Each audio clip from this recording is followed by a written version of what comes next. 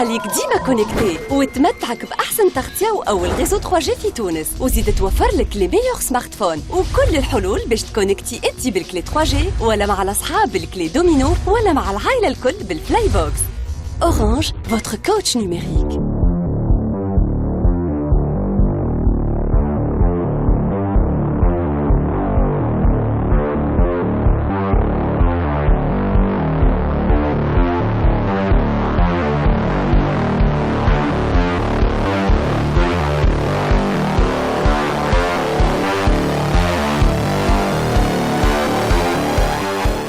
مساء الخير، مرحبا بكم على قناة الحوار التونسي في موعد جديد مع ايتيك. هوني نحكيو على اخر اخبار التكنولوجيا في تونس والعالم، واليوم باش نبداو مع اورانج تونيزي اللي اليوم الصباح بالضبط اليوم الاربعاء دشنت اول سمارت ستور لها في تونس. سمارت ستور هذا يعوض البوتيك نتاع اورانج المعروف في سنتر ميلينيوم. سنتر ميلينيوم وقت تبداو ماشيين للمرسى من كايس تونس بالطبيعه تلقاوها في الكوان وقت الدوره نتاع جمع. على كل نحن باش نرجعوا نحكيو على التدشين هذا وعلى الحدث هذا وشنو الخاصيه نتاع سمارت ستور نتاع اورانج تونيزي في الموعد الجاي مع ايتيك نهار السبت.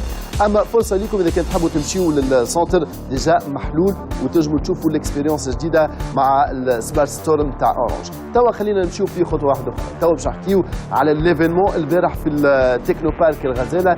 البارح حكينا على التكنولوجيا كيفاش تكون التكنولوجيا في خدمه الصحه.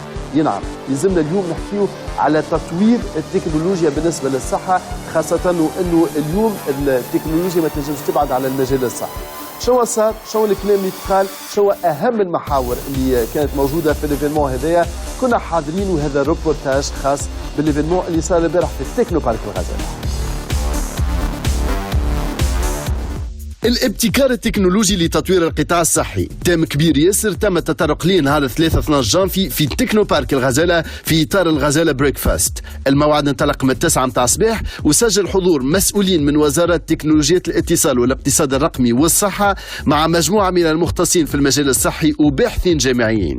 عايدة هو تشخيص أمراض المناعة الذاتية بالحاسوب بنفس النجاعة هو والأخصائي الطبيب الأخصائي وأكثر نجاعة من إنسان مبتدئ.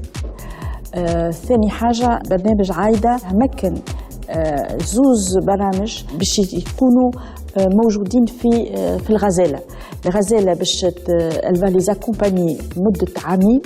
البرنامج الأول هو يخص تشخيص السرطان وثاني حاجة هو تشخيص الأمراض نتاع المخ بالحاسوب معناها وبالتريتمون دو ليماجري. اخر النهار هذايا عندنا معناها تقرير ان شاء الله باش نرفقوه للوزارات، وزاره الصحه ووزاره تقنيه الاتصال باش نجموا نكونوا معناها وصلنا محتوى النقاشات اللي صارت اليوم واللي هي كانت مثريه جدا. ليفينمون اهتم اساسا بالاعمال نتاع ان بروجي استراتيجيك اسمه عايده، ان بروجي اللي فيه تبرز الخدمه نتاع دي ستارت اب توانسه يستعملوا التكنولوجيا في الصحه. جينا اليوم للقطب الغزاله فات خاطر شاركنا ببروجي دو ستارت اب دو نو بروبر ريزولتا دو ريشيرش وربحنا فيه. On a eu le premier prix en collaboration avec le projet AIDA. L'idée c'est quoi en fait? Startup interne اسمها OncoPrête for Best Life. On utilise des logiciels en bioinformatique appliqués pour déterminer un diagnostic de génétique pour les malades ayant le cancer. Donc notre domaine d'expertise c'est aussi bien l'oncogénétique et la bioinformatique. Ceci donc étant pour améliorer la prise en charge des patients cancéreux et d'autre part pour orienter vers des thérapies ciblées. جيت اليوم على الوركشوب في الغزالة دونك في الكادر نتاع البروجي عايدة. شاركت يعني parmi d'autres projets قدمت البروجي نتاعي ودونك جي بليزير تقبل البروجي نتاعنا. دونك حكيت اليوم على البروجي نتاعنا اللي هو نحبوا نعملوا دي لوجيسيال سبيسيفيك يعني بور لي نوروراديولوج ولا بور لي راديولوج ان جينيرال باش نعاونوهم في الدياغنوستيك نتاعهم نتاع لي مالادي. دونك باش نبداو بلي مالادي سيريبرال مثلا نعملوا لهم سيغمونطاسيون نتاع لي ستركتور سيريبرال مثلا نشوفوا لهم لي كونيكتيفيتي بين لي ريجيون في المخ tout ça يعني ça le but نتاعو انه on leur permet de caractériser une pathologie d'une façon numérique à l'aide de logiciels والا باش نتبعوا l'évolution نتاع une pathologie au cours du temps. الابتكار التكنولوجي لتطوير القطاع الصحي. دي ستارت اب توانسه يخدموا على تطوير حلول تستعمل التكنولوجيا في القطاع الصحي. الكلام على التيليميدسين، البيو انفورماتيك، البروجي عايدة. في المقابل القطاع الصحي يعاني من مشاكل كبيره. علاش ما نشوفوش حتى اثر لهالتطور التكنولوجي في القطاع الصحي؟ علاش اليوم القطاع الصحي في الواجهه نتاعو ما يظهرش كل الخدمه اللي قاعده تتخدم في الكواليس بالنسبه للبروجي هذوما، والا كل الخدمه نتاع تطوير تكنولوجيا الاتصال في القطاع الصحي؟ سؤال يطرح نفسه والجواب هو اللي ما نعرفوش. توا وقفة جديدة مع آخر أخبار التكنولوجيا. يلا نشوفوا شو فما في تكنيكس. مايكروسوفت وقفت من نهار 3/12 جانفي السبورت تكنيك للانترنت اكسبلورر في الفيرسيون 8 9 و 10. هذا يعني انه مايكروسوفت ما عادش باش تصلح اي فايل وسيكوريتي تظهر في لي فيرسيون هذا بالطبيعه ما يعنيش انه مايكروسوفت باش توقف السبور بالنسبه للانترنت اكسبلورر 11. الناس اللي مازالوا يستعملوا لي فيرسيون 8 9 10 معلوم كان انهم يبدلوا الفيرسيون يمشيوا الانترنت اكسبلورر 11 او يبدلوا للإيدج النافيغاتور نتاع مايكروسوفت الجديد اللي يظهر مع الويندوز 10. حسب الارقام نتاع ستات كاونتر فانه لي فيرسيون 8 9 10 من انترنت اكسبلورر عندها بار دو مارشي نتاع 5% من الاستعمال في العالم كامل. قلناها من 2015 عام 2016 باش يكون عام الواقع الافتراضي او لا رياليتي فيرتوال. HTC اعلنت رسميا انه الكاسك نتاعها فايف باش تكون في الاسواق العالميه ابتداء من افريل 2016. قبل هذا لي بري كوموند باش يتعاملوا ابتداء من نهار 29 فبراير. الاوبستاكل الوحيد قدام الكاسك هذه هي انها غاليه في السوق. في فرنسا مثلا باش تتباع ب 700 اورو. الكاسك هذه هي واحده من 3 كاسك يخرجوا قبل ما يوفى السمستر الاول من 2016 هما الاتش تي سي 5 اوكيولوس ريفت والبلاي ستيشن في ار.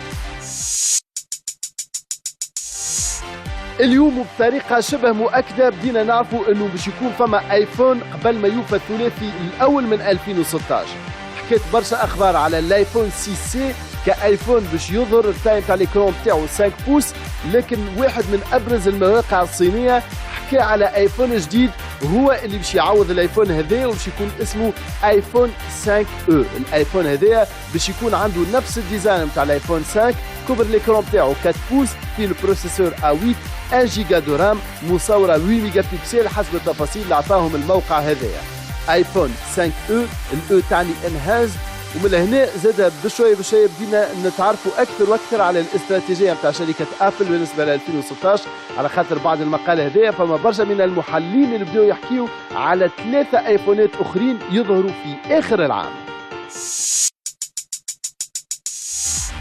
ايامات بعد نهايه السي اس في لاس فيغاس مازال الكلام على تلفزه جديده نتاع ال جي، والا خلينا نقولوا الجامه جديده نتاع تلفز اوليد نتاع ال جي واللي اسمها سيجنتشر. التلفز هذوما باش يكونوا ديسبونيبل قبل صيفيه 2016 وباش يكونوا بدو تاي 77 ولا 65 بوس. بالنسبه للتلفزه هذه تمتاز بانها عندها دال ليبيسور نتاعها اقل من 3 ملم، يعني 2.57 ملم، ما يعطي ابيسور قياسيه بالنسبه للتلفزه هذه. بالنسبه للجام سيجنتشر نتاع ال جي تمتاز زاده بانها عندها النورم جديده نتاع الالترا اتش دي بريميوم، وهي النورم نتاع اليو اتش دي لاينز، ما يعني انه الريزوليسيون نتاعها بالنسبه للتلفزه هذه عاليه جدا. من المنتظر حسب بعض الاخبار انه التلفزه هذه زاده باش تخرج بتايم تاع 55 بوس، لكن ما فماش حتى تفاصيل على الدات نتاع الكوميرسياليزاسيون نتاعها.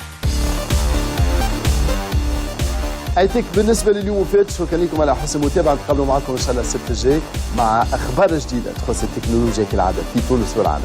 خليكم مع دقيقه اورانج. تحيات محمد علي السويسي، في الامان. اليوم نقدموا لكم المنيو نجمة 124 دياز نتاع اورانج اللي يمكنك باش تكونيكتي على الفيسبوك والريزو سوسيو الكل من اللين نتاعك. باش تشري اوبسيون فيسبوك تنجم تختار الفوليوم دو كونيكسيون اللي يناسبك. اوبسيون فيسبوك بلاتينيوم فيها 1 جيجا اوكتي ب3 دينارات اكاهو. اوبسيون فيسبوك 7 ايام فيها 250 ميجا اوكتي دو كونيكسيون ب900 مليم اكاهو. وباش تتبع الاستهلاك نتاعك وتشوف قداش قعد لك، يكفي باش تضغط على نجمة 124 نجمة 4 دياز. المنيو نجمة 124 دياز صالح للي عنده أي أوفر بريبيي ولا فورفي ميكس. وتنجم تدخل على الفيسبوك وزيد على لي ريزو سوسيو الكل كيما تويتر، لينكدين، الانستغرام والفورسكوير. مع نجمة 124 دياز كون ديما كونكتي مع أصحابك وحبابك. لأكثر معلومات على العروض فيكس موبيل وإنترنت www.orange.tn.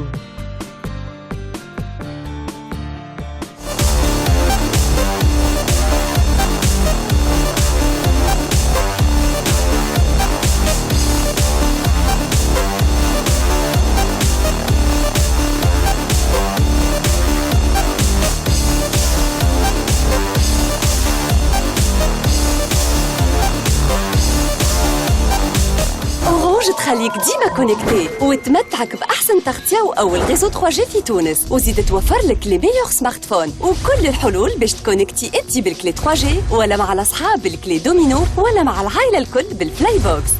Orange, votre coach numérique.